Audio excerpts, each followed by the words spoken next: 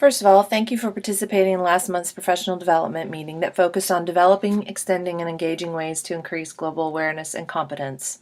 At our last PD meeting, we reviewed the 2012 Global Competency Survey and watched the video Why Learn About the World. We also agreed that more emphasis on global connections for our students was important to us and our school.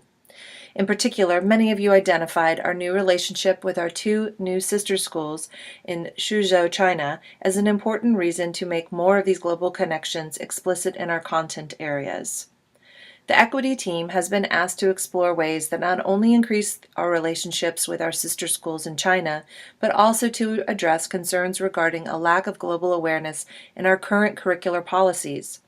While we identified that our International Baccalaureate program specifically applies a global curricular perspective in the junior and senior years, many of you expressed a concern that this is not the case in some of your own content area. Specifically, many teachers of freshman and sophomore classes indicated they are challenged by the inclusion of global opportunities in their curriculum. This concern was also met with the increase of Common Core and OAK standards that many teachers felt did not align with our goal to create more globally relevant content links in our curriculum. Before next week's PD, the equity team would like you to develop an individual global asset map. Asset mapping is a tool that is based on our shared understanding or map of individual and community resources. These include individual capacities and abilities and organizational resources with the potential for promoting personal and community development. This mapping is designed to promote connections or relationships between individuals and organizations, and between organizations and organizations.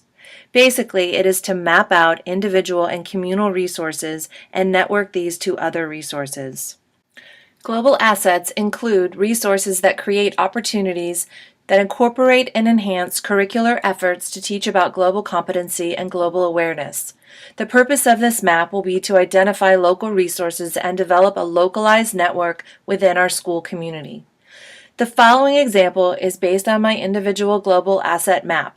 Keep in mind that many of our assets will, as they should, overlap and connect.